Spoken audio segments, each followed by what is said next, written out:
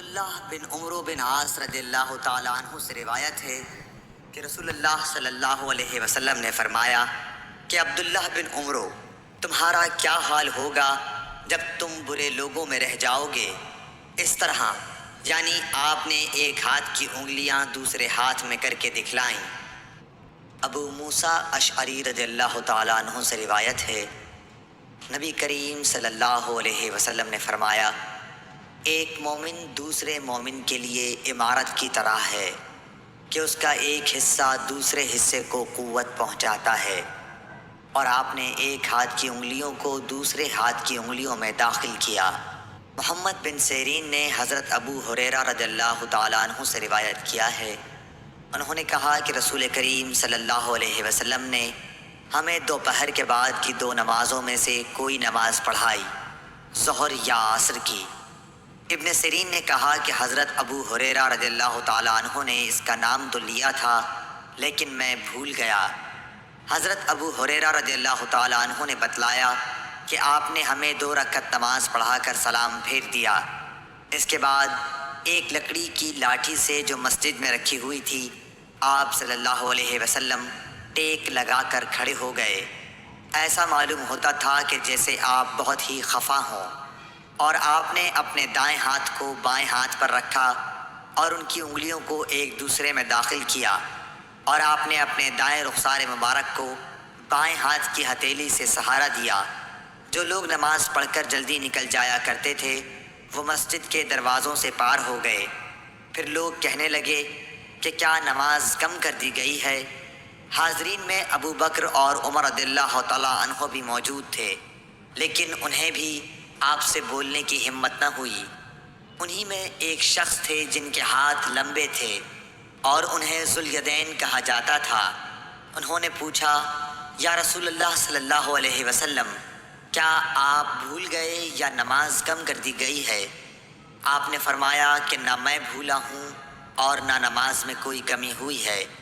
پھر آپ نے لوگوں سے پوچھا، کیا ذوالیدین صحیح کہہ رہے ہیں؟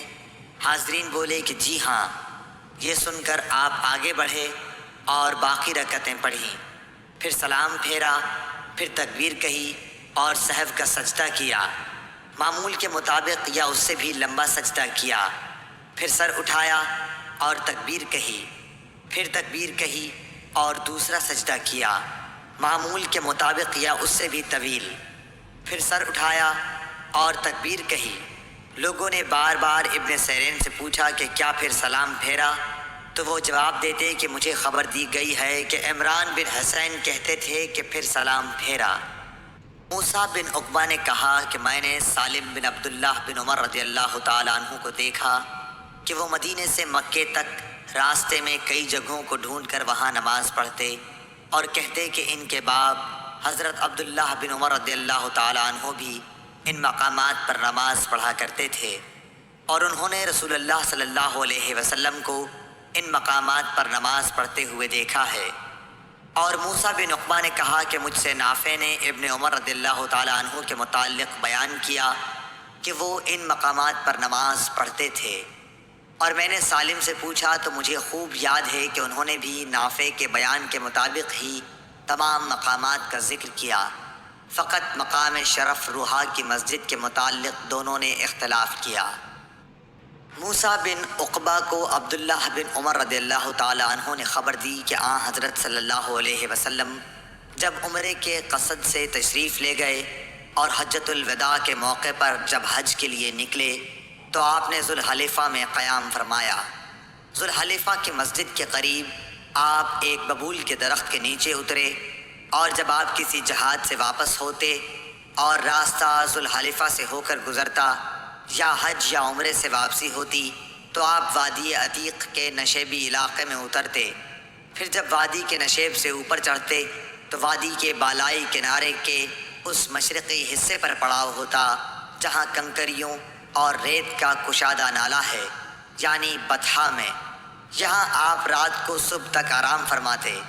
یہ مقام اس مسجد کے قریب نہیں ہے جو پتھروں کی بنی ہے، آپ اس ٹیلے پر بھی نہیں ہوتے جس پر مسجد بنی ہوئی ہے۔ وہاں ایک گہرا نالہ تھا، عبداللہ بن عمر رضی اللہ تعالی عنہ وہی نماز پڑھتے۔ اس کے نشیب میں ریت کے ٹیلے تھے اور رسول اللہ صلی اللہ علیہ وسلم وہاں نماز پڑھا کرتے تھے۔ کنکریوں اور ریت کے کشادہ نالے کی طرف سے سیلاب نے آ کر اس جگہ کے آثار و نشانات کو پاٹ دیا ہے جہاں حضرت عبداللہ بن عمر رضی اللہ تعالیٰ عنہ نماز پڑھا کرتے تھے۔ بن عمر رضی اللہ تعالیٰ عنہ نے نافع سے یہ بھی بیان کیا کہ نبی صلی اللہ علیہ وسلم نے اس جگہ نماز پڑھی جہاں اب شرف روحا کی مسجد کے قریب ایک چھوٹی مسجد ہے۔ عبداللہ بن عمر اس جگہ کی نشاندہی کرتے تھے جہاں نبی کریم صلی اللہ علیہ وسلم نے نماز پڑھی تھی۔ کہتے تھے کہ یہاں تمہارے دائیں طرف جب تم مسجد میں قبلہ رو ہو کر نماز پڑھنے کے لیے کھڑے ہوتے ہو، جب تم مدینے سے مکہ جاؤ تو یہ چھوٹی سی مسجد راستے کے دائیں جانب پڑتی ہے۔ اس کے اور بڑی مسجد کے درمیان ایک پتھر کی مار کا فاصلہ ہے یا اس سے کچھ کم زیادہ۔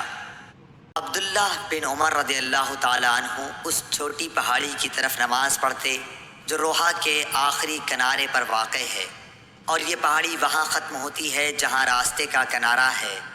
اس مسجد کے قریب جو اس کے اور روحا کے آخری حصے کے بیچ میں ہے، مکے کو جاتے ہوئے اب وہاں ایک مسجد بن گئی ہے۔ عبداللہ بن عمر رضی اللہ تعالیٰ عنہ اس مسجد میں نماز نہیں پڑھتے تھے بلکہ اس کو اپنے بائیں طرف مقابل میں چھوڑ دیتے تھے اور آگے بڑھ کر خود پہاڑی ارقد طیبہ کی طرف نماز پڑھتے تھے۔ عبداللہ بن عمر رضی اللہ تعالیٰ عنہ جب روحا سے چلتے تو ظہر کی نماز اس وقت تک نہ پڑھتے جب تک اس مقام پر نہ پہنچ جاتے۔ جب یہاں آ جاتے تو ظہر پڑھتے، اور اگر مکے سے آتے ہوئے صبح صادق سے تھوڑی دیر پہلے یا سحر کے آخر میں وہاں سے گزرتے تو صبح کی نماز تک وہیں آرام کرتے اور فجر کی نماز پڑھتے۔ اللہ بن عمر رضی اللہ تعالیٰ عنہ نے بیان کیا کہ نبی کریم صلی اللہ علیہ وسلم راستے کے دائیں طرف مقابل میں ایک گھنے درخت کے نیچے وسیع اور نرم علاقے میں قیام فرماتے جو قریہ رویسا کے قریب ہے۔ پھر آپ اس ٹیلے سے جو رویسا کے راستے سے تقریباً 2 میل کے فاصلے پر ہے چلتے تھے۔ اب اس درخت کا اوپر کا حصہ ٹوٹ گیا ہے اور درمیان میں سے دوہرا ہو کر جڑ پر کھڑا ہے۔ اس کی جڑ میں ریت کے بہت سے ٹیلے ہیں۔ عبداللہ بن عمر رضی اللہ تعالیٰ عنہ نے نافع سے یہ بیان کیا کہ نبی صلی اللہ علیہ وسلم نے قریہ ارج کے قریب اس نالے کے کنارے نماز پڑھی جو پہاڑ کی طرف جاتے ہوئے پڑتا ہے۔ اس مسجد کے پاس 2 یا 3 قبریں ہیں۔ ان قبروں پر اوپر تلے پتھر رکھے ہوئے ہیں۔ راستے کے دائیں جانب ان بڑے پتھروں کے پاس جو راستے میں ہیں ان کے درمیان میں ہو کر نماز پڑھی۔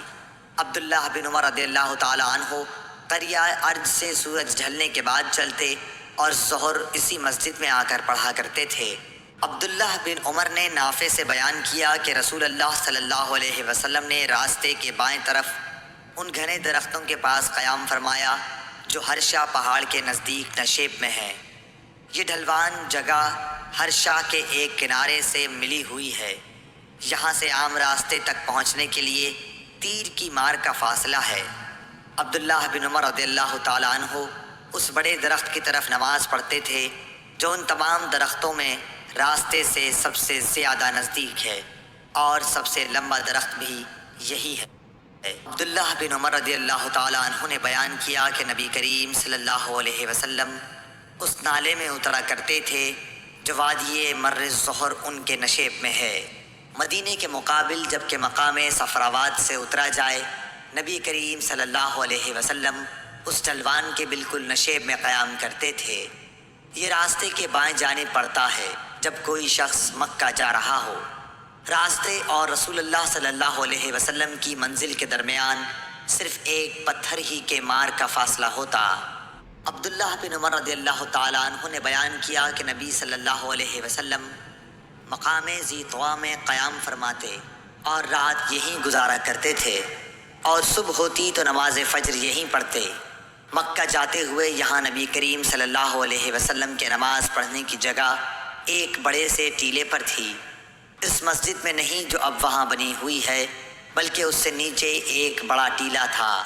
عبداللہ بن عمر رضی اللہ تعالیٰ عنہ نے بیان کیا کہ نبی کریم صلی اللہ علیہ وسلم نے اس پہاڑ کے دونوں کونوں کا رخ کیا جو اس کے اور جبل طویل کے درمیان کعبے کی سمت ہیں۔ آپ اس مسجد کو جو اب وہاں تعمیر ہوئی ہے اپنی بائیں طرف کر لیتے ٹیلے کے کنارے، اور نبی کریم صلی اللہ علیہ وسلم کے نماز پڑھنے کی جگہ اس سے نیچے سیاہ ٹیلے پر تھی۔ ٹیلے سے تقریباً 10 ہاتھ چھوڑ کر پہاڑ کی دونوں گھاٹیوں کی طرف رخ کر کے نماز پڑھتے جو تمہارے اور کعبے کے درمیان ہے۔ عبداللہ بن عباس رضی اللہ تعالیٰ عنہ نے فرمایا کہ میں ایک گدھی پر سوار ہو کر آیا۔ اس زمانے میں بالغ ہونے والا ہی تھا۔ رسول اللہ صلی اللہ علیہ وسلم منا میں لوگوں کو نماز پڑھا رہے تھے، لیکن دیوار آپ کے سامنے نہ تھی۔ میں صف کے بعض حصے سے گزر کر سواری سے اترا اور میں نے گدھی کو چرنے کے لیے چھوڑ دیا اور صف میں داخل ہو گیا۔ بس کسی نے مجھ پر اعتراض نہیں کیا۔ عبداللہ بن عمر رضی اللہ تعالیٰ عنہ سے روایت ہے کہ رسول اللہ صلی اللہ علیہ وسلم جب عید کے دن مدینے سے باہر تشریف لے جاتے تو چھوٹے نیزے کو گاڑنے کا حکم دیتے۔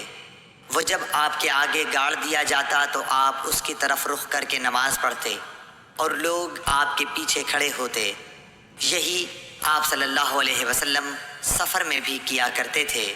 مسلمانوں کے خلفاء نے اسی وجہ سے برچھا ساتھ رکھنے کی عادت بنا لی ہے۔ شعبہ نے بیان کیا عون بن ابی جحیفہ سے، کہا میں نے اپنے باپ وہب بن عبداللہ سے سنا کہ نبی صلی اللہ علیہ وسلم نے لوگوں کو بطحا میں نماز پڑھائی۔ آپ کے سامنے انزا ڈنڈا جس کے نیچے پھل لگا ہوا ہو گاڑ دیا گیا تھا۔ چونکہ آپ مسافر تھے اس لیے ظہر کی 2 رکعت اور عصر کی 2 رکعت ادا کی۔ آپ صلی اللہ علیہ وسلم کے سامنے سے عورتیں اور گدھے گزر رہے تھے۔ سہل بن سعد نے بیان کیا کہ نبی کریم صلی اللہ علیہ وسلم کے سجدہ کرنے کی جگہ اور دیوار کے درمیان ایک بکری کے گزر سکنے کا فاصلہ رہتا تھا۔ سلمہ بن عقور رضی اللہ تعالیٰ عنہ نے فرمایا کہ مسجد کی دیوار اور ممبر کے درمیان بکری کے گزر سکنے کے فاصلے کے برابر جگہ تھی۔ نافع نے عبداللہ بن عمر رضی اللہ تعالیٰ عنہ کے واسطے سے خبر دی کہ نبی صلی اللہ علیہ وسلم کے لیے برچھا گاڑ دیا جاتا، آپ اس کی طرف نماز پڑھتے تھے۔ عون بن ابی جحیفہ نے بیان کیا کہ میں نے اپنے باپ ابو جحیفہ وہب بن عبداللہ سے سنا، انہوں نے کہا کہ رسول کریم صلی اللہ علیہ وسلم دوپہر کے وقت باہر تشریف لائے، آپ کی خدمت میں وضو کا پانی پیش کیا گیا جس سے آپ نے وضو کیا، پھر ہمیں آپ نے ظہر کی نماز پڑھائی اور عصر کی۔ آپ کے سامنے انزا گاڑ دیا گیا تھا اور عورتیں اور گدھے پر سوار لوگ اس کے پیچھے سے گزر رہے تھے۔ انس بن مالک رضی اللہ تعالیٰ عنہ سے روایت ہے کہ نبی کریم صلی اللہ علیہ وسلم جب رفع حاجت کے لیے نکلتے تو میں اور ایک اور لڑکا آپ کے پیچھے پیچھے جاتے۔ ہمارے ساتھ عکازہ ڈنڈا جس کے نیچے لوہے کا پھل لگا ہوا ہو یا چھڑی یا انزا ہوتا، اور ہمارے ساتھ ایک چھاگل بھی ہوتا تھا۔ جب حضرت صلی اللہ علیہ وسلم حاجت سے فارغ ہو جاتے تو ہم آپ کو وہ چھاگل دے دیتے تھے۔